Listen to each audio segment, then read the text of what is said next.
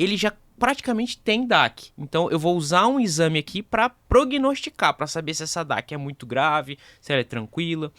Qual é o problema? A gente tem métodos para saber essa probabilidade pré-teste. Antes a gente tinha o Diamond Forster.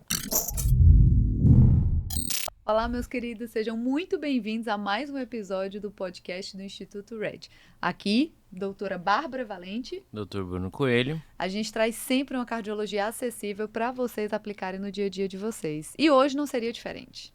Hoje a gente vai trazer um dos temas mais falados no último ano, porque saiu diretriz nova de DAC crônica, diretriz europeia, depois de muito tempo, e é uma diretriz que finalmente trouxe um passo a passo muito prático para ser de fato, né, ali tornar isso bem real no seu dia a dia.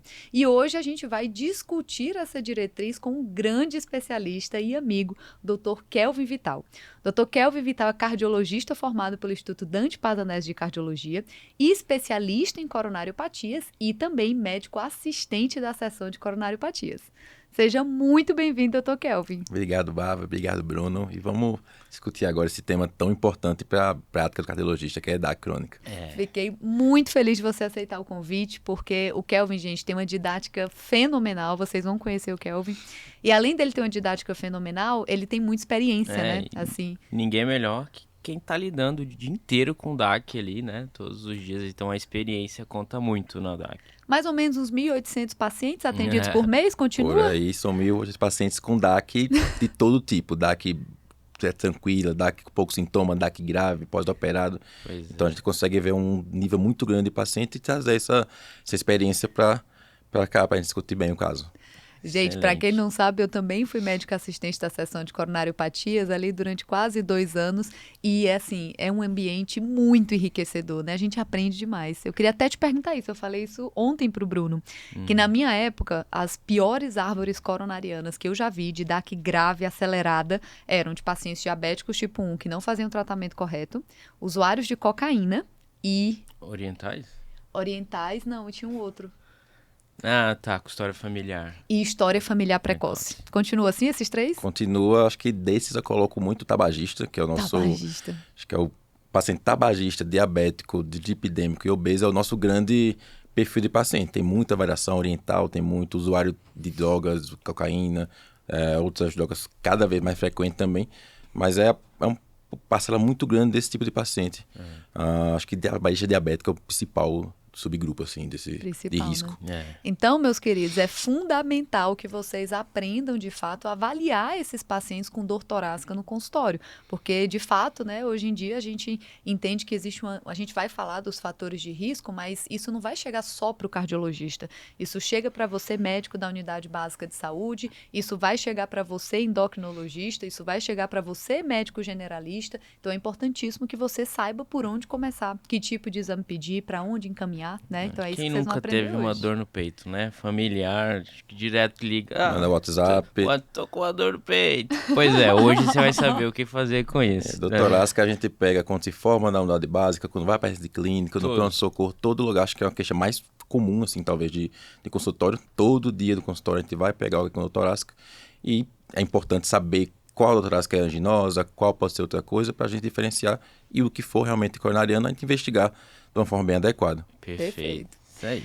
Pois, gente, olha, toda a nossa discussão de hoje vai ser em cima da última diretriz europeia de síndrome coronariana crônica. Vou colocar o link também dessa diretriz na descrição desse vídeo para quem quiser se aprofundar nos estudos, tá? E essa diretriz dividiu em 4 passos, né? Primeiro, passo 1, avaliação inicial. Então, é nessa hora que a gente vai discutir aqui sobre a história, diferenciar angina estável de angina instável, a importância do exame físico, né? E diagnósticos diferenciais e quais são os exames iniciais também que a gente precisa solicitar. Passo 2, a avaliação da probabilidade pré-teste. Bárbara, já ouvi falar muito nisso, mas nunca entendi. Você vai entender hoje. Fica até o final desse vídeo. Passo 3, confirmando o diagnóstico e exames adicionais. É nessa hora que a gente vai falar de ecoestresse, angio-TC, cintilografia, ressonância, cateterismo, quando pedir cada um e que sinais de alto risco sinaliza que esse paciente tem maior risco de eventos cardiovasculares maiores. E por último, passo 4, tratamento. Desde o tratamento medicamentoso, mudança de estilo de vida e revascularização. Quando fazer, quando não fazer. Então, tem muita discussão hoje. Bora começar.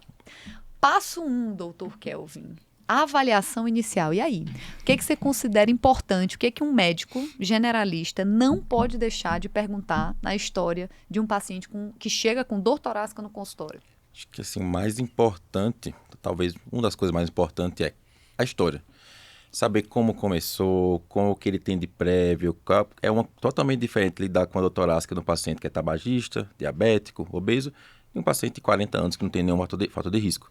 Então, saber quem é o paciente, tentar ir montando um cenário na sua cabeça, aquele tipo de paciente, com a dor dele realmente, eu acho que é anginosa, caracterizar bem a dor. Dor torácica tem 1000 coisas no tórax que podem ser dor torácica. Angina é uma coisa que tem realmente características bem definidas, a gente vai poder conversar sobre isso bem, mas o tipo da dor, a história do paciente e o fator de risco. Acho que montar o cenário para entender quem é o paciente e o que é que ele tem. Depois disso, vai realmente fazer complementando a nossa história, nosso quadro com mais informações. Perfeito. E dentro da história, né? A gente sempre fica muito preso ali, né? Vamos trazer essa divisão didática, né? Para quem está nos assistindo, do que é uma angina típica, uma angina atípica e uma dor não coronariana. Apesar da gente não utilizar mais essa nomenclatura, porque a gente acaba, de certa forma, tendenciando a achar que a gente só deve investigar a angina típica. E essa última diretriz foi catedrática quando ela falou que menos de 30% dos pacientes com doença arterial coronariana vão manifestar angina típica.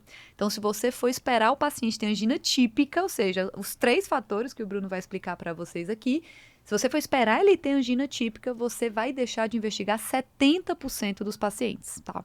Isso. Aí, qual seria o protótipo do paciente com DAC, né? Bom, para começar, em relação à dor, angina, né? Então, a maioria das vezes é um desbalanço entre a oferta, porque você tem uma obstrução, aquela região fica com isquemia. Isquemia quando? Quando você tem maior esforço e você precisa de uma maior quantidade de oxigênio, de sangue, e não vai conseguir porque tem aquela obstrução, certo? Então, importantíssimo em relação à angina, 3 coisas. A localização da dor, né? Não pode ser escapular, atrás, lombar, não. É uma dor precordial, geralmente mal definida. Tá? Pode ser em membros superiores ou até mesmo no queixo, aqui na região da mandíbula. A localização, a irradiação, que é o que a gente disse, e os fatores desencadeantes dela. Então, a angina estável, ela é dependente de fluxo coronariano. Ela aparece quando você precisa de mais fluxo coronariano. Então, ela aparece no esforço, né? Ou no estresse, ou a mistura de tudo, estresse mais esforço, estresse mais frio, então todo esse conjunto ela é desencadeada por isso e melhora com o nitrato. É uma definição meio arbitrária, porque ninguém tem o nitrato no bolso para saber se o paciente está... repouso, né? O repouso ou nitrato, né? Esses são fatores que aliviam a dor. Então, vamos lá, precordial, irradia para mandíbula, tudo que é acima do umbigo, então epigástrio, mandíbula e membros superiores, desencadeiam no esforço, ou no estresse, ou no frio, ou talvez durante toda essa combinação de coisas, e melhoram no repouso ou com o nitrato em até 5 a 10 minutos, mas geralmente menos que 5 minutos o paciente já melhorou quando ele está parado. Perfeito. Né? Acho que... Então, quando ele apresenta essas 3 características, a gente chama de angina típica. Isso. Quando ele apresenta 2 dessas características, a gente chama de angina atípica. E quando o paciente apresenta uma ou nenhuma dessas características, a gente chama de dor não coronariana. Perfeito? Inclusive, a gente vai falar mais para frente da parte de avaliação da probabilidade pré-teste, eles nem usam mais essa nomenclatura por não ser mais indicado. Eles basicamente só pontuam cada um desses critérios como um ponto. Então, se o paciente tem os 3 critérios, vai pontuar 3. Se tem 2 critérios, pontua 2. Se não tem nenhum critério ou tem 1, vai pontuar. Eu acho que esse termo ainda vai ficar justamente para os trials, né, pessoal? Para organizar melhor os grupos ali. Exato. Porque 1, 2, 3 fica meio confuso. Mas, né? Pegando esse gancho da tela que o Bruno estava falando sobre não esperar realmente a dor típica do paciente, a própria diretriz coloca a dispneia também como um fator, uma causa, um sintoma que dá realmente uma suspeita de DAC. Então, equivalente, um equivalente isquêmico que a gente fala tanto porque o paciente não vai chegar no consultório falando estou com angina típica e me trate. Não, ele vai falar uma história. E acho que é muito importante, eu sou muito ligado na parte de fisiologia, que entender que a dor depende do fluxo, a dor depende da oferta e da demanda. Então, se a dispneia, mas a dispneia que vem bonitinha, quando piora com esforço, melhora com repouso e bem correlacionado, a gente vai levar muito em consideração isso como um quadro anginoso, como equivalente isquêmico. Fantástico. Foi, inclusive, a primeira vez que eles consideraram, né, equivalente isquêmico, de fato, como um dos principais. Pontua um pouquinho menos. Então, se você tem dispneia, pontua 2. Se você tem os 3 completos da angina, são 3 pontos. Mas, assim, ele considera esses 2 tipos de cenário, dispneia e dor torácica, tá, pessoal? Então, isso é importante. Considerando também que, assim, a gente leva muito em consideração a dispneia, dor atípica em paciente diabético, obeso, paciente idoso, renal crônico. Então, esse paciente tem um tipo mais atípico de idoso, é a maioria dos pacientes que a gente pega no ambulatório. Perfeito. Então, no geral, eles vão chegar realmente com um quadro atípico. A gente tem que ter uma suspeição alta, estudar, entender quem é o paciente para dar o diagnóstico correto. Perfeito. E a gente precisa saber quem é esse paciente, né? Porque, assim, na vida real, como é que esse cara vai chegar, né? Ele vai chegar como, por exemplo, já chegou para mim, né? Paciente dizendo que estava tendo dor no peito quando estava trabalhando. Aí eu perguntei, mas com o que você trabalha? Ele, não, eu sou pedreiro, né?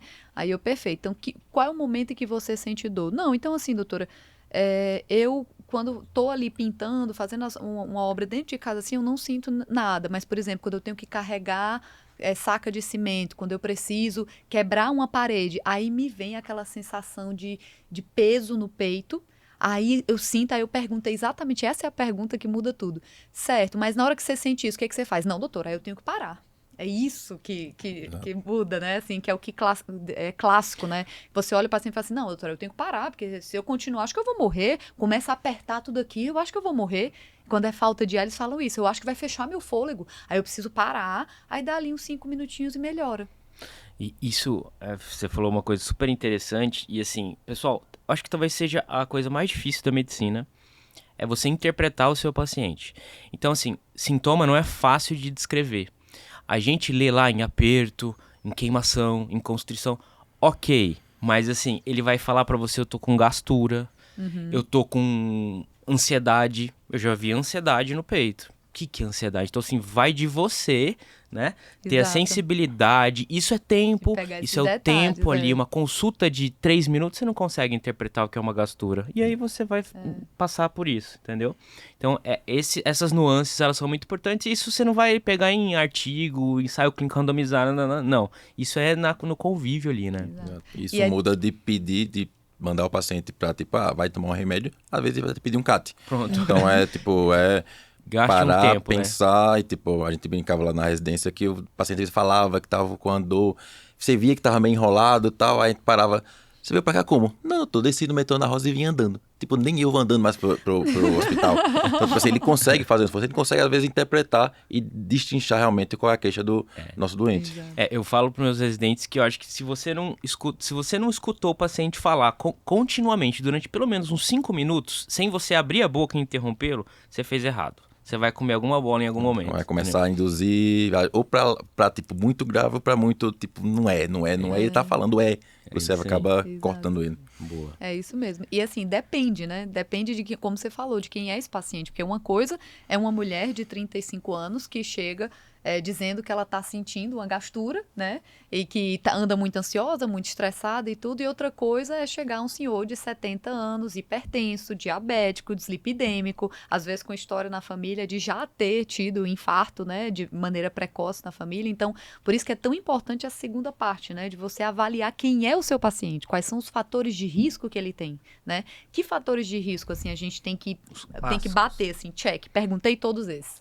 Hipertensão, diabetes, dislipidemia, se toma dislipidemia, né? Seu colesterol é alto, toma remédio de colesterol.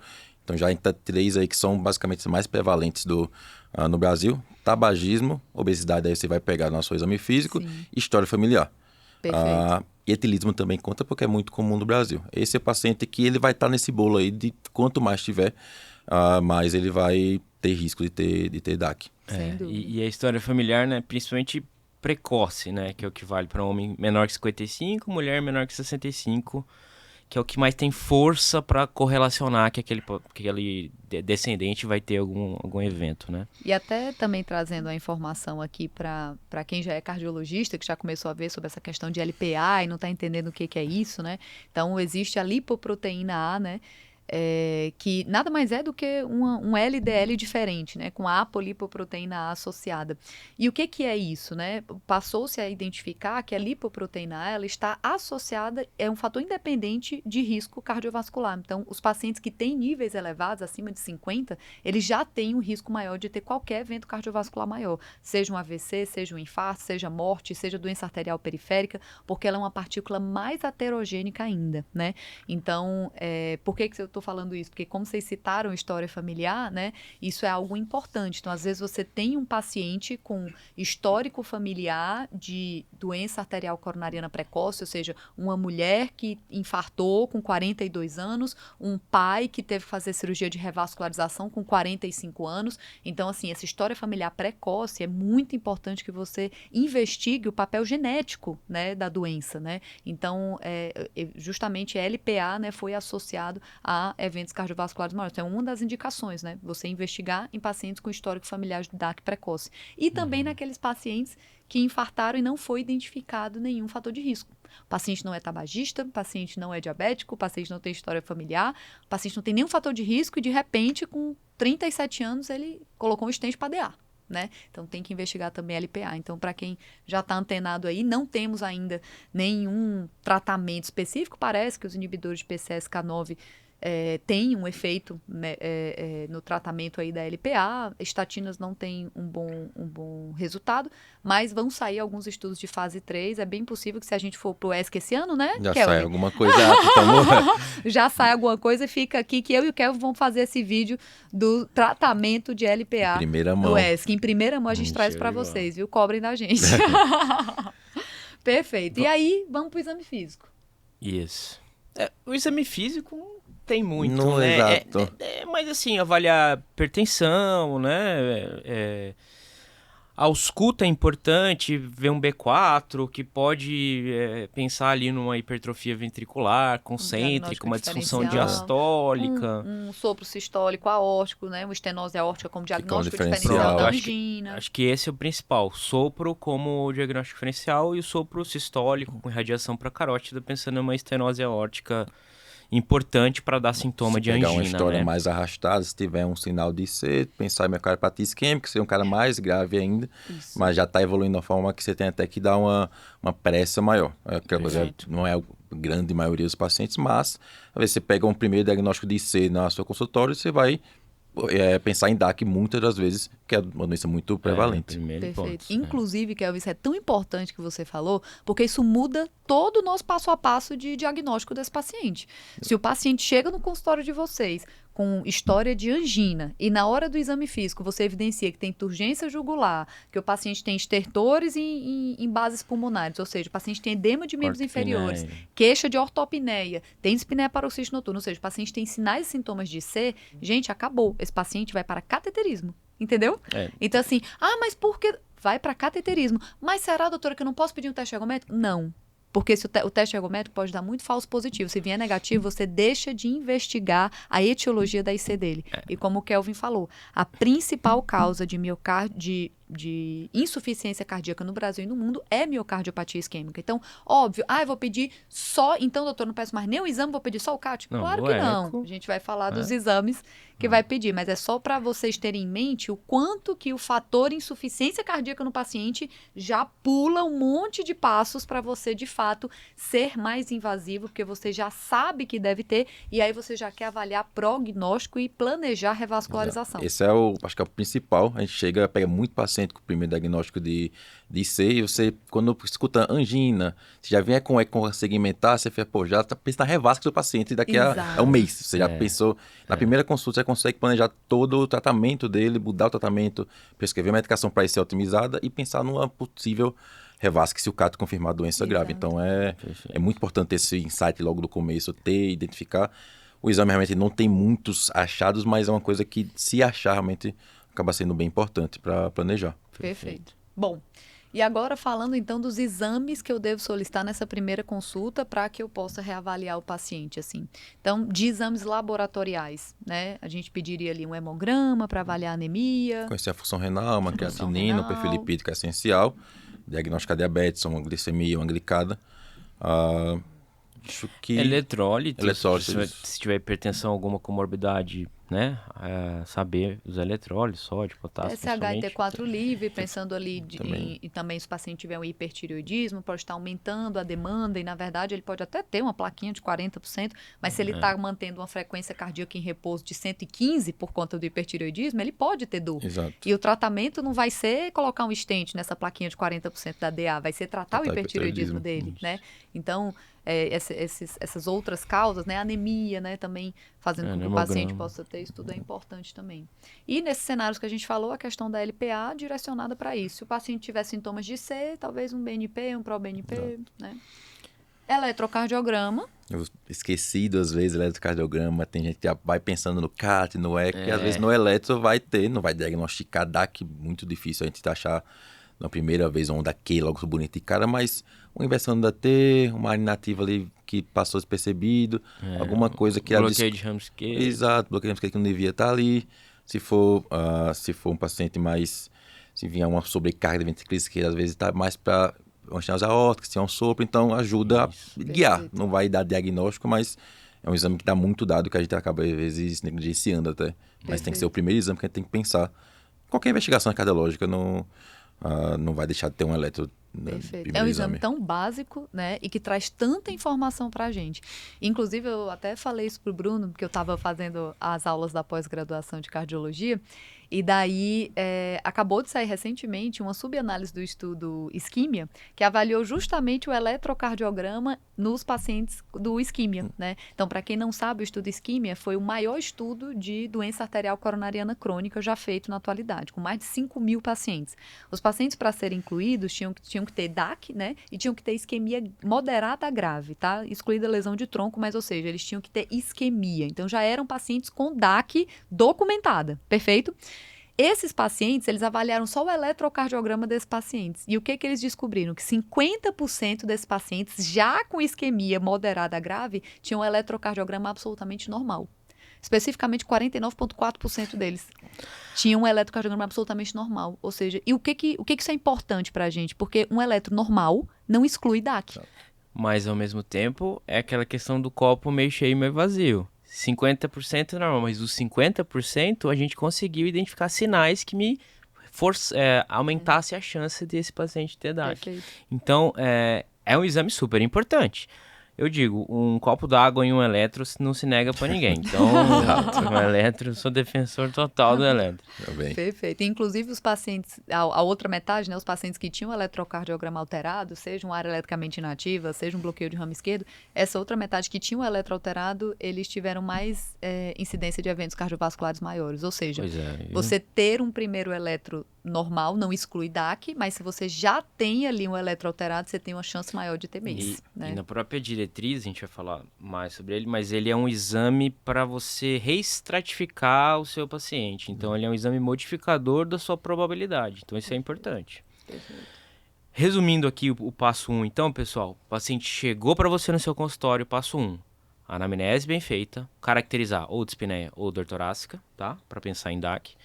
Exame físico, principalmente para excluir que ele tem ali uma IC descompensada, ou um diagnóstico de IC que possa ser uma miocardiopatia isquêmica, ou um sopro para alguma valvopatia que também cursa com angina. Tanto a IAO quanto a EAO, tanto a insuficiência quanto a estenose também cursam com angina, tá? Beleza. Fechou isso aí, vamos para os exames laboratoriais gerais, mas não esqueça do lipidograma, certo? Que eu acho que é a base ali, lipidograma e diabetes, que são os principais fatores de risco. E analisar quais fatores de risco esse paciente tem para ter DAC. Lembrando que os fatores de risco clássicos, igual que eu falou, tabagismo, hipertensão, diabetes, lipidemia, obesidade e história familiar, esses são clássicos. Tem os menos comuns, doença renal crônica, né? Doenças inflamatórias crônicas. Doenças inflamatórias crônicas, aqueles caras uso com de drogas, doença autoimune, uso de drogas. Então, esse entra no perfil, não são clássicos dos estudos, não foi o estudo Framingham que descobriu, mas depois disso a gente viu que também são fatores de risco para DAC. E vocês estão esquecendo uma coisa muito importante, no passo 1 ainda, que é o paciente, a gente conseguir descartar no consultório que seja, na verdade, uma síndrome coronariana aguda. Exato. Como que o médico vai diferenciar de isso é uma angina estável, posso investigar no meu consultório, de isso é uma angina instável, eu preciso encaminhar ele agora para a emergência? Como que eu faço essa diferenciação? Que dica vocês têm para dar para o médico que está lá, né, que quer fazer essa diferenciação? Acho que é primeiro, assim, caracterizar que é angina. A gente, na época da residência, às vezes internava uns pacientes que não tinham dor torácica, mas começou recente, então era uma dor recente, não era angina. Então, caracterizar bem a angina e o início e intensidade. Perfeito. Começou, classe 3, 4, eu vou falar sobre classificação de angina depois, mas começou a intensidade forte, já tendendo por repouso, já tendendo a qualquer esforço que ele faça. E coisa muito recente, um paciente que é diabético, tabagista, tem risco com uma angina de início recente, rápida, intensa, esse cara não vai esperar um eco, um exame no laboratório, vai ter que ir para o socorro, vai ter que estratificar. Ele tem um risco realmente de vida. E assim, voltando até para a fisiopatologia, a doença estável ela vai evoluindo com o tempo, evoluindo e vai perdendo o fluxo, perdendo um pouco da oferta de oxigênio. Na angina instável, na síndrome aguda, a placa rompeu. Então, uma coisa que mostra agudamente. Então, não é mais aquela história arrastada, é aquela história que o paciente às vezes fala que, geralmente fala que tem o início, que teve aquele momento que ele estava levantando o saco de cimento na obra e teve uma dor que ele nunca teve na vida que mudou. Às vezes até passa, arrasta, diminui, mas ele consegue documentar um começo bem documentado. Perfeito. A síndrome crônica ela vai evoluindo com o tempo, como um todo, doença crônica no geral. Perfeito. Quais são os tipos de angina instável que a gente tem, então? De angina instável? Isso. Porque a gente... sim. As classificação, e aí, como que eu consigo diferenciar uma angina de estável para uma angina instável? Perfeito. Quais são os tipos de angina instável? Perfeito. Então, que falou perfeitamente, são duas doenças completamente diferentes, tá, pessoal? Uma vai assim, a chance de matar é a longo prazo, outra mata mais rápido, né? Sim. Que é a síndrome coronariana aguda. Uma é crônica, outra aguda. Angina instável, a gente divide em angina de início recente, que é aquela que o cara não tinha, igual ele falou, não tinha antes e, sei lá, no último um mês ou 3 semanas aqui recente, ele começou a ter dor que ele não tinha antes, né? E geralmente ela começa já numa graduação mais alta, CCS 3, 4. Angina de repouso, que é o CCS 4, aquele cara que tá parado, tá assistindo TV e ele passa a ter uma dor. Isso é uma angina de repouso, a placa instabilizou, estourou e agora só coágulo lá dentro. Angina em crescendo, essa é muito clássica, eu peguei uma hoje. Mulher, geralmente, mulher não, desculpa, o caso de hoje era mulher, mas é um paciente que já vem com dor, aí a dor dura 5 minutos em repouso. Próxima dor, aí ele melhora. Vai ter uma próxima dor que dura 15 minutos, ela vem mais forte. Vai ter uma próxima que dura meia hora, sustenta e ela é insuportável. Então ela vai indo em degraus, entendeu? E isso é angina em crescendo e num tempo muito curto que ela vai piorando, né? Exato, com a duração, principalmente, né? Angina em repouso com duração de mais de 5 minutos, gente. E a gente ainda tem uma quarta angina instável, que é uma síndrome coronariana aguda, que é a angina pós-infarto. Perfeito. Então, aquele paciente que infartou, botou um stent, fez uma angioplastia, e depois disso passa a ter dor de novo. Esse cara tem que ir pro cateterismo, né? Ele agudizou. Ou até mesmo que acontece muito no nosso país, né? Tipo, em países subdesenvolvidos. O cara infarta, vai de alta, né? Não faz o cateterismo, que tá errado, tá, gente? E reinfarta. Quem me segue há mais tempo sabe que não existe dar alta para paciente com síndrome coronariana aguda que não fez cateterismo, tá? Pelo amor de Deus, paciente infartou, positivou troponina, desde o IAM sem supra, não pode liberar sem fazer o cateterismo. Mandar pro famoso ambulatório do infarto, né? Exato, não existe ambulatório do infarto, pelo amor de Deus, né? Esse paciente tem que conhecer a árvore coronariana, precisa estratificar, porque às vezes é isso, né? O paciente chega na UPA com síndrome coronariana aguda, positivou troponina, tá lá 1 mês esperando cateterismo. Só que ele tá sentadinho, em repouso, né? Tá lá deitadinho, em repouso. Cara, não vou conseguir ter o cacho, tá demorando. Doutora, por me dê alta. Tá bom, então eu vou te dar alta. Aí você foi lá e carimbou, meu amigo. Meu filho, faça isso não, em nome de Jesus. Não. Aí você carimbou, meu filho, você carimbou o seu fim, entendeu? Porque aí você carimbou pro cara ir pra casa, ele vai pra casa, na hora que ele vai subir a ladeira pra chegar na casa dele, ele infarta de novo, ele morre. Entendeu? Então, assim, não pode dar alta para paciente que infartou e não fez cateterismo. Principalmente porque essa fase pós-infarto, você tem uma liberação na coronária de fatores pró-inflamatórios, pró-trombóticos. Então, aquela outra placa, nesse estado todo, ela pode romper. Então, é comum o cara fazer um infarto. Você não tratou, não tomou remédio nenhum, ele infarta de novo logo em seguida. E quantos CATs todo dia a gente pega o cato que está 95% ocluído. Pra ele fechar os 5% e estabilizar a placa, é só subir uma ladeira às vezes. É só E a gente não tem como saber isso se não fizer o exame, não tem outro jeito. Perfeito. É isso mesmo. Bom, então acho que falamos bem do passo 1. Vamos para o passo 2? Vamos para os 2. Passo 2, avaliação da probabilidade pré-teste. Primeiro, o que é isso de probabilidade pré-teste? Gente, a avaliação da probabilidade pré-teste nada mais é do que você estimar o risco que o paciente tem de ter doença arterial coronariana antes de fazer qualquer outro exame para confirmar o diagnóstico que você suspeitou. Entendeu? Então é mais ou menos assim. É o jeitão do paciente. A probabilidade pré-teste é o jeitão. É você chegar, uma menina de 35 anos que está sentindo dor no peito porque acabou o namoro, ela tem uma probabilidade pré-teste ali, entendeu? Eu tenho que estimar o quê? O sexo, eu tenho que estimar quais são os fatores de risco que ela tem, a idade que ela tem, entendeu? E a caracterização da dor. Com esses fatores, eu já consigo ter um jeitão dela ter maior chance de ter mesmo artéria entupida ou não. Então, essa paciente aqui vai ter a probabilidade mais baixa, né? Muito baixa.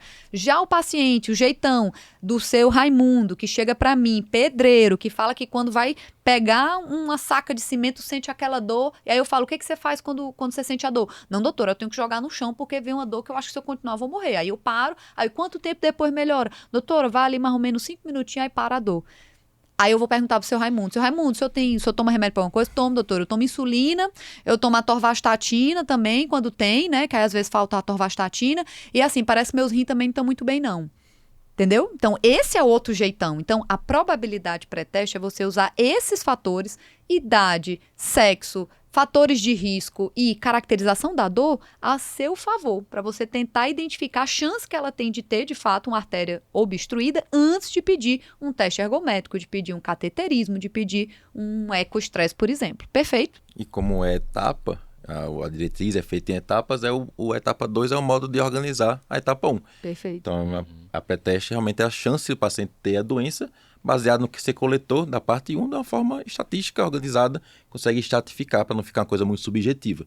E, Perfeito. particularmente, eu acho que é a parte que acho que essa e a parte de qual exame decidir é a parte que eu mais gosto, porque você consegue pensar muito qual é o paciente, onde você vai encaixar ele, e depois se for escolher o exame, qual exame vai escolher, depende muito dessa etapa agora, Perfeito. de encaixar se é alta, se é baixa, intermediária. É muito lógico, muito bom de pensar e ver as possibilidades que a gente pode ter com o paciente. Perfeito. É. E como que você faz essa avaliação, né? A diretriz, antigamente a gente tinha o Diamond Forrester, né? Exato. Que superestimava demais o risco. Então, eu acho que é justamente isso, né? Aí a ideia é, a primeira fase 1, coletar dados e jogar no fase 2, jogar todos esses dados que você coletou e ver qual a probabilidade desse cara ter alguma doença, de ser DAC mesmo ou não ser DAC, né? Qual é o problema? Eu tenho duas pessoas, igual ela falou, uma mulher de 35 anos, sem comorbidade nenhuma, com uma dor atípica. E eu tenho um homem de 70 anos com uma dor típica e cheio de comorbidades. Qual a chance de... Quem que tem maior chance de ter doença coronariana? Esse aqui, a gente já sabe, 40%. Da mulher, 3%. Vale a pena, essa mulher já tem 3% de chance de ter DAC. Eu fazer um ecoestresse, né? Eu fazer enfim, qualquer outro método mais apurado de diagnóstico? Não, porque ela tem 3%, isso não vai modificar nada a minha probabilidade pós-teste, que é o meu diagnóstico. Então não vai alterar em nada, mas nesse cara aqui, ele já praticamente tem DAC. Então eu vou usar um exame aqui para prognosticar, para saber se essa DAC é muito grave, se ela é tranquila. Qual é o problema? A gente tem métodos para saber essa probabilidade pré-teste. Antes a gente tinha o Diamond Forrester, que é muito antigo, pessoal. Sei lá, década de 70, nem sei. Que superestimava a prevalência de DAC na sociedade. Então ele botou que a DAC era altamente prevalente na sociedade e a gente viu que não é. Os estudos observacionais foram vistos, Framer e tudo mais, viram que a prevalência, né, a quantidade de DAC no mundo, na sociedade, ela não é tão alta. Então ele estava superestimando. E acabava indo uma ruma de... Era como se fosse assim... quase todo paciente tinha probabilidade acima de 90% e você acabava mandando uma ruma de gente para cateterismo e o resultado era que o cateterismo era limpo, não tinha doença arterial coronariana e assim, cateterismo não é isento de risco, né, gente? Então, tem risco de deslocar uma plaquinha, fazer um AVC, tem um risco de um sangramento. Então, assim, estava se pedindo muito cateterismo por conta de um score que hiperestimava. Aí tem o veio o CAD consórcio. CAD consórcio. Sou da Herman Forst, só pra... A gente passou aqui esse tempo todo até agora falando sobre risco e ele não leva em consideração nada. Ele só leva em Nada. consideração a dor, a idade e o sexo. Perfeito. Então, todo mundo que tinha uma dor típica já cai lá direito da tabela que ia ganhar um CAT ou pelo menos exame, uma citolografia. E às vezes a dor era típica, mas não precisaria partir para o cateterismo de cara. Então, o CAD consórcio que o Bruno estava falando foi o que colocou realmente a fator de risco dentro do jogo, que realmente faz muito sentido. Porque uma coisa é o seu Raimundo com dor típica com 70 anos, sem fator de risco. Outra coisa é o seu Raimundo com o fator de risco, hipertenso, tabagista, dislipidêmico, história familiar positiva. Então, assim, o fator de risco, de fato, agrega muito para a avaliação da probabilidade pré-teste. Então, assim, quando o CAD Consortium já veio, né, inclusive depois que ele passou a incluir também o score de cálcio, né, que é uma forma que a gente já reestratificava o risco na dislipidemia, mas ele veio também para ajudar a reestratificar a probabilidade pré-teste do paciente ter doença, melhorou muito. Mas ainda assim, ainda hiperestimava também, né? Exato. Ainda ia muita gente para CAT sem indicação. Até assim, a coronária foi evoluindo para tentar, não longe de ser um exame ruim, mas para não dar ao paciente um CAT que ele não precisa. Porque depois que acontece uma intercorrência que pode acontecer, a gente mandou um paciente que não precisa e, por outro lado, os próprios químicos que a Bárbara falou, a gente tem a tomografia agora como exame basicamente tão importante quanto o cateterismo. Então, atualmente a gente pede menos cateterismo, com boa indicação, obviamente, e a gente tem exames tão bons quanto o cateterismo, que estão...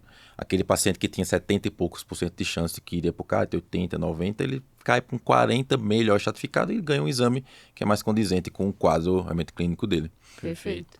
O CAT, pessoal, mal indicado, ele é um grande problema, né? Primeiro tem o risco dele, né, inerente ao procedimento, que é uma punção arterial, tem problemas ali, né, hematoma e tudo mais, mas também, se encontrar uma lesão numa DA média, o que vai acontecer? Grande maior parte vai angioplastar.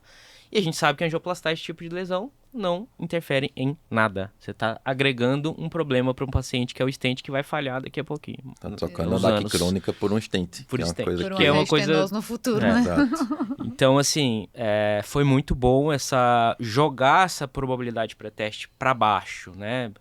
A níveis mais próximos do que a realidade de prevalência de DAC. E isso a gente está falando justamente dessa avaliação de probabilidade pré-teste, esse modelo de score de risco que a diretriz europeia trouxe, né? Então, a diretriz europeia, avaliando justamente os sintomas, avaliando a quantidade de fatores de risco, avaliando o sexo e a caracterização da dor, né? Incluindo dessa vez agora a dispneia como equivalente isquêmico, fez a avaliação da probabilidade pré-teste. De acordo com isso, você ganha 3%, 5%, 15%, e aí isso está numa tabelinha lá deles, né? Visual, perfeito. E a depender do risco, ela tem muito baixa probabilidade, tem baixa probabilidade, moderada probabilidade, alta probabilidade ou muito alta probabilidade, né? Então, de acordo com a porcentagem que você cai na tabela, se você, por exemplo, se for uma mulher de 40 anos com angina atípica, de fator de risco só tabagismo, você provavelmente vai cair no muito baixa, né? Menos do que 5%. De 5 a 15% é uma probabilidade baixa, de 15 a 50% moderada, 50 a 85% alta e acima de 85% muito alta, né?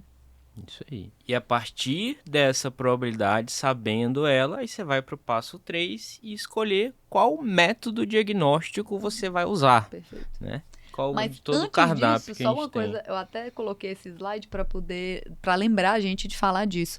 Não é todo paciente que a gente vai progredir em investigação, Exatamente, né, Kelvin? exatamente. A gente vê muito isso lá no Peguei um Dante, paciente né? hoje, a gente Pô, já fale aí, já traga a sua experiência. 74 anos, paciente que tem uma história de DAC, mas a gente brinca na residência, pergunta a idade, de risco e pergunta o famoso shape score. E o paciente, como é que ele está? Ele é frágil? Ele está andando bem? Como é que... Porque não adianta o paciente ter sua fragilidade, ou então o paciente está com estágio final da doença, um câncer, alguma coisa do tipo...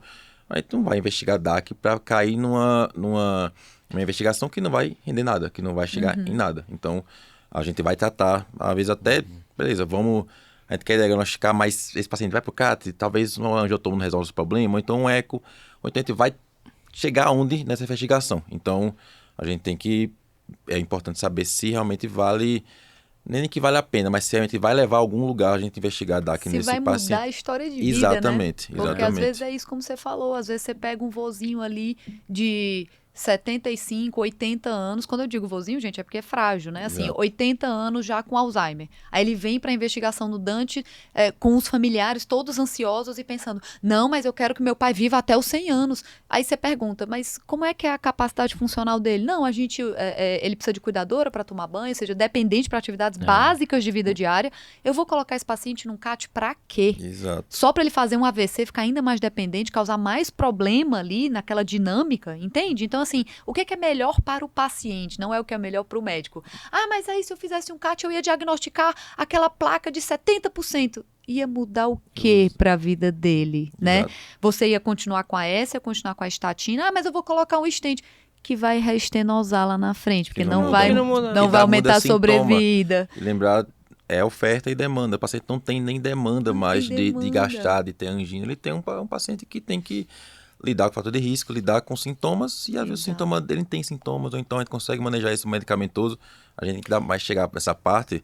O tratamento clínico atualmente é maravilhoso. É isso que eu ia falar A agora. gente consegue aliviar sintomas, obviamente. A angioplastia é maravilhoso também, consegue aliviar muito. A gente cansa de indicar boas angioplastias, mas antes disso chega a parte medicamentosa. Nesse paciente é mais importante ainda. O que a gente às vezes faz pouco, até por falta de tempo de conversar, ou então bota o paciente para reabilitação, bota ele para caminhar. Fazer a parte não medicamentosa é muito importante. E nesse paciente é mais importante ainda. Então, às vezes a gente troca uma Revasc, um stent por uma medicação, uma reabilitação, e ele fica tão bom quanto ele ia Perfeito. ficar, porque realmente não muda o desfecho. Fora que é um idoso, vai fazer dupla antiagregação, pode sangrar, se fizer uma angioplastia, então tem vários, né? Aquela creatina tocada que vai ganhar um Vai contraste. ganhar- Então, assim, é um Exato. N fatores que não vai Quantas vezes, beneficiar né? em nada o prognóstico desse paciente. Vai Exato. mudar em nada. Ele vai, se ele tivesse que, né, se for morrer com 80, ele vai morrer com 80. Só que com mais coisas. Exato. Mais tratamento, mais Bom. remédio, dente.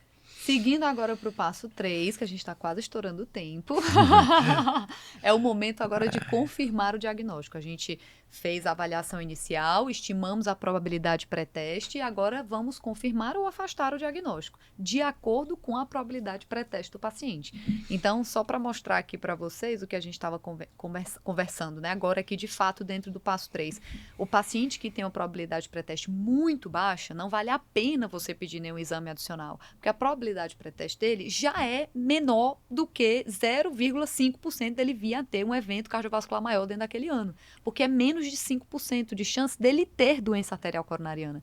E eu sempre friso muito isso, Kelvin, quando eu explico assim para os residentes. Por quê? Porque tem gente que fala assim, não, doutor, mas um teste ergométrico não faz mal a ninguém. Faz mal, sim. Todo exame mal indicado, mal interpretado, mal manejado, vai fazer mal. Quantas vezes a gente pega pré-operatório de catarata que pediram um ergométrico, veio infrado, o paciente não tinha nada, achou um tronco com uma dor grave, que no fim das contas é mais maléfico para ele tratar do que manejar clinicamente. Então, é muito importante saber o que vai pedir, como interpretar e se vale a pena esse exame ser solicitado e se ele é o paciente, é o exame do paciente, no caso. Exato. E eu ainda digo assim, né? Porque o teste ergométrico, ele não é um bom exame. Exato. A acurácia ele é muito baixa. Sensibilidade é baixa, especificidade é baixa, 38% de chance de ser um falso positivo. Então, assim, você, por exemplo, você pega aquela... Eu digo porque esse caso, cara, eu não sei se você ficou sabendo desse caso, eu nunca esqueci. Foi uma paciente que veio de fora, que essa paciente, ela veio por conta de alguém tinha pedido um teste ergométrico para ela que tinha dado positivo. Quando o pessoal foi avaliar, viu que, de fato, a dor dela era totalmente atípica, nem teria pedido. Mas pediu um teste ergométrico e veio positivo. Tá, então vai para o cateterismo. Foi solicitado de fora, eles só fizeram realizar, né? Não, isso aí foi tudo fora. Quando fizeram o cateterismo da paciente, não tinha nenhuma doença arterial coronariana e houve uma dissecção de coronário. Na hora que houve a dissecção de coronária, a paciente infartou a parede anterior inteira, ficou internada não sei quanto tempo, né, em choque cardiogênico, foi listada para transplante, mas não conseguiu transplante, ela acabou falecendo. Ela faleceu por uma iatrogenia. Um exame mal indicado. Por um exame mal indicado. Então, não é besteira, gente. Se a probabilidade pré-teste é muito baixa, não peça nenhum exame adicional, porque não há indicação, tá? Teve dúvida? Mas eu quero... Você quer muito, muito, muito? Pede um angiotomo. Que é não invasivo? Isso é importante você falar. tá na diretriz, menor ou igual a 5% de probabilidade de pré-teste, não pedir nada e seguir o caminho, né? Ok, mas o paciente às vezes não lê guideline, né? Ele encaixou lá nos 3%, 50 anos, dois fator de risco, uma história familiar positiva para DAC. Eu peguei esse paciente essa semana. E assim, é um paciente que não tá no guideline, mas pessoal, se você suspeitou, se você tem um feeling, e aí é durante a consulta que você vai sentir, né? Pô, história familiar, o pai dela infartou com 45 anos, ela tá com dor com a mesma idade, né, próximo. Vamos tentar fazer... Qual exame eu peço, Bruno? Aí a angiotomografia, isso não tá em diretriz, tá, pessoal? Isso é assim, se a sua suspeição ainda é muito forte e a probabilidade de pré-teste no gráfico deu menos que 5%.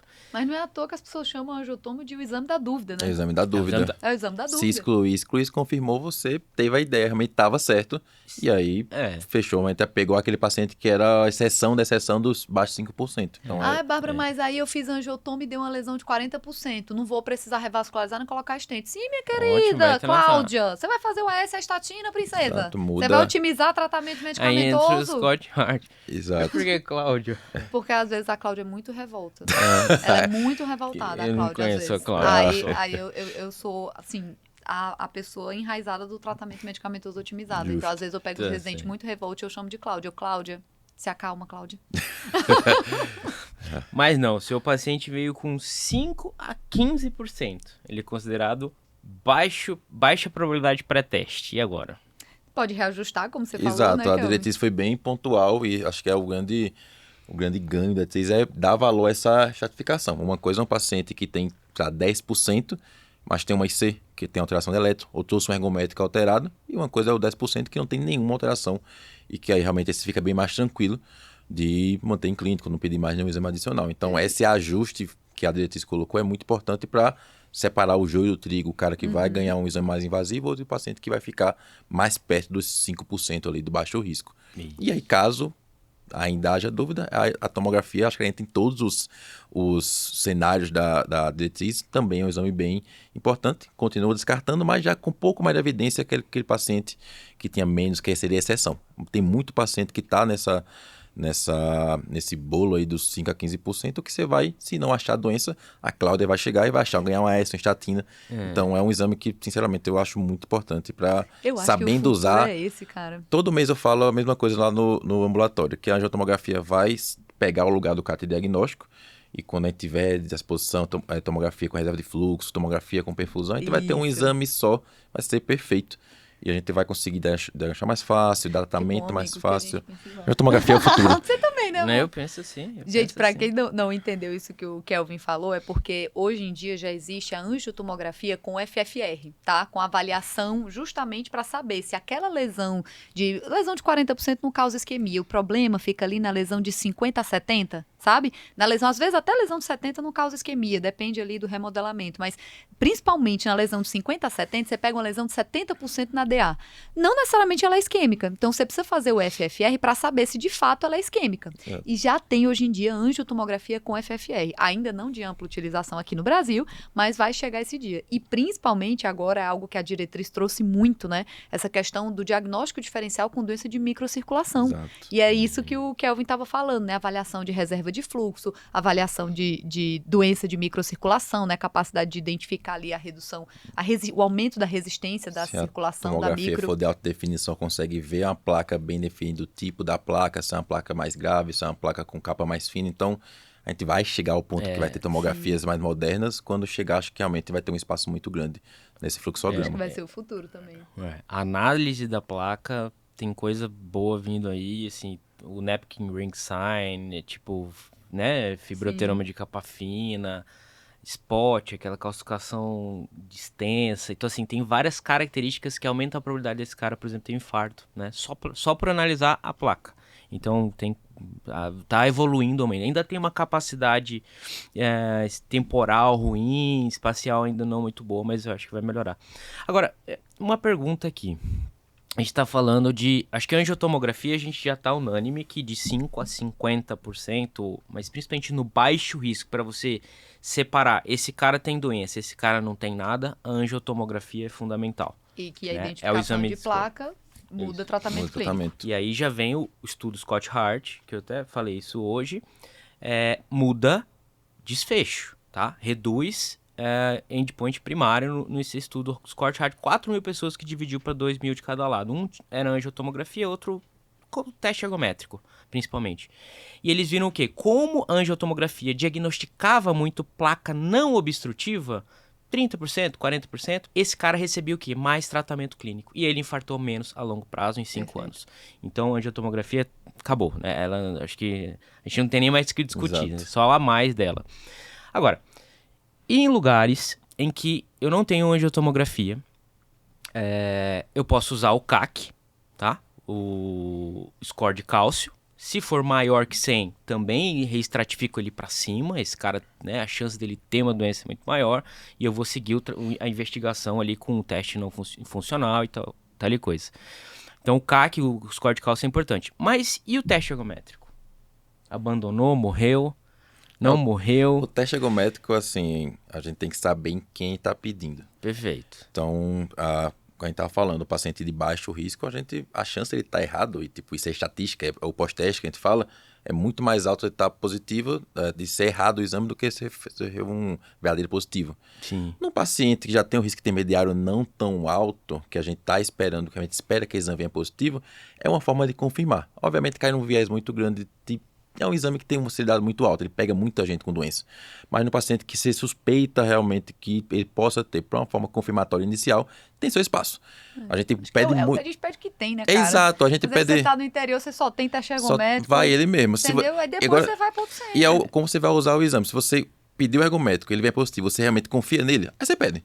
Agora, quando vem aquele exame positivo que você fala, não, tá errado. Ou então, tipo, vem negativo, você fala, não, mas não tô tranquilo. Ah, isso não pede. Então... Eu acho que é bem dentro desse cenário, considerando que a sensibilidade não é tão boa, a acurácia não é tão boa, a especificidade, principalmente, não é tão alta, eu acho que ele serve assim, é o que tem, vamos fazer. Mas vamos fazer por quê? Veio positivo, significa, vou dizer pra você, vou falar, Cláudia, você tem doença arterial coronariana, você pode morrer de infarto, mulher, tu começa a tomar excesso, não. Devagar, Cláudia. É o rastreio.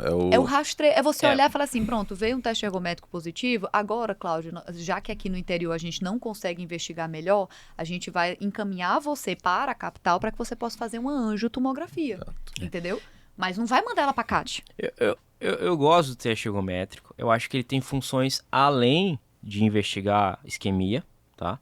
E diagnosticar DAC. Ele tem capacidade funcional, né? A reserva de frequência cardíaca, como é que se comporta no esforço. Eu acho que ele modifica muito pouco, o que o Kevin falou perfeito, ele modifica muito pouco a probabilidade pós-teste. A chance de você ter doença realmente tendo o teste como positivo, certo? Ele modifica muito pouco. Por quê? Porque a sensibilidade e a especificidade dele é de 60%, 70%, então é pouquinho. Então não tem como impactar para o cara chegar no diagnóstico. Mas eu acho que aqui é a grande função do teste ergométrico. De excluir que esse cara seja muito grave. Então, por mais que ele tenha uma doença, ele não é muito grave a ponto de ter que fazer, porque senão iria aparecer ali. Então, ele é bom para probabilidade, baixa probabilidade, né? Baixa probabilidade. Indo para a próxima linha intermediária, mas baixa probabilidade. Porque se vier negativo, opa, esse cara não tem um risco tão aumentado assim de morrer. Perfeito. E ali, dentro do paciente com probabilidade moderada alta, já é aquele paciente que a gente já tem uma chance maior de fato, haver uma placa aterosclerótica. Eu já quero saber se essa placa está gerando a isquemia que está gerando o sintoma dele, entendeu? Perfeito. Então, por isso que para esse tipo de paciente, quem fica nessa probabilidade moderada alta? É a dona Maria, hipertensa, diabética, dislipidêmica, tabagista, que está com dor típica. Você tem dúvida que a dona Maria tem uma plaquinha lá de 20% a 30%? Não tenho. Só que a dona Maria já é hipertensa, já é diabética, já é dislipidêmica, ela já tem um risco alto. Ela já está com a meta de LDL abaixo de 70. Entendeu? Talvez, assim, é porque eu sou a fãzona do AS, mas o diabético, né, com risco cardiovascular alto, já tinha que estar com ASzinho. Então, isso não muda tanto você identificar ou não pela angiotomo. Por isso que aqui o papel do teste funcional é muito mais importante. Você quer saber se tem ou não tem isquemia. Então, aqui você vai pedir um acintilo com um teste ergométrico, que é capaz de te dar também a capacidade funcional, o MET. Então, é prognóstico também. Então, você pode pedir um acintilo com um teste ergométrico, não um teste ergométrico isolado. Um ecoestresse, uma ressonância com estresse, né? Então, aqui é muito mais para o teste funcional. E acima de 85%, paciente, né, muito alta probabilidade, que você já vai direto para o cateterismo. Quais são os cenários em que a gente já vai direto para cateterismo? A gente comentou um que foi o de C, né? Exato. Quais são os outros? Isso. Angina Que não Angina Muito que não limitante, melhora, só né? tem que ter um cuidado nessa angina que não melhora de estar otimizado. Se o cara A gente tá pega, tomando. Porque você está tomando certinho, tipo, começou com angina de grau importante, mas tá tomando, tipo, nada. Eu sempre faço pensar assim com os residentes. Vale a pena tratar esse paciente agora? Não vale. Vou pedir um CAT agora para pensar em revascularizar? Não vou. Dá a medicação, vê se aquela aumenta a angina é um grau 3, 4. Se for um grau 2 estável, ele muda já o fluxograma. Mas a angina que não realmente grave, que está refratária, é CAT pensando em revascularizar. O CAT é um exame pensando em tratar. Então, Isso. tudo que a gente pensar em tratar, a gente vai acabar caindo no cateterismo. Uma indicação que a gente usa muito, que não ainda tem sua força, obviamente, longe disso, mas que o isquemia perdeu um pouquinho de força, é o exame de alto risco. É. Que você não é mais obrigado a pedir um exame com seus 20 de isquemia, pedir cateterismo. Na vida real, a gente vai acabar em muitos pacientes. No seu Raimundo, na Cláudia, eu não sei, mas no seu Raimundo, Lembrando, Cláudia, que são 5 anos de segmento só, viu? exato. Então, assim, é diferente um paciente de 40 anos com 20% de isquemia de um paciente de Exato. 80 anos com 5%, com 20% de isquemia. Exato. O que o isquímia nos mostra é que em 5 anos, né, o paciente ter uma isquemia moderada a grave, não houve diferença entre você revascularizar ou manter em tratamento clínico. Então, eu tenho que encaixar isso dentro do meu paciente. Então, meu paciente de 80 anos, eu posso falar para ele quanto mais de sobrevida ele vai ter. Pelos próximos 5 anos, ele pode ficar tranquilo no tratamento clínico. Posso não pedir o CAT para ele. É diferente de um paciente de 40 anos com 20% de isquemia. Ele vai viver só até os 45? Não, vai, né? exato. Então, esse cara é um E cara assim, que merece a profissão tá um falando CAT. para você que tem repercussão. Então, a forma principal de você conhecer isso é pela anatomia. Perfeito. Se está totalmente estável, como a gente estava falando, você pode usar no molde, se couber no isquemia, uma tomografia. Só que o paciente de alto risco, com 20 de isquemia, ninguém vai deixar de pedir um cateterismo. Não tem Exato. como.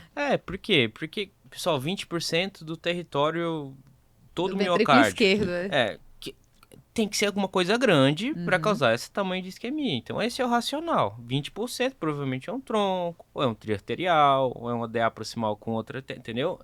É um contexto todo que aumente a porcentagem de isquemia. E outras 2 indicações de CAT direto também, então, insuficiência cardíaca, angina limitante, isquemia grave, né, depender da diretriz, se você for mais pela diretriz americana ou pela diretriz europeia. Arritmias ventriculares, né? Então a gente sabe que taquicardia ventricular, o principal mecanismo é a isquemia, então por isso o paciente tem arritmias ventriculares em vigência de dor torácica, tem indicação de CAT, porque você já vai ter que tratar. Então por isso que a gente já pede CAT direto.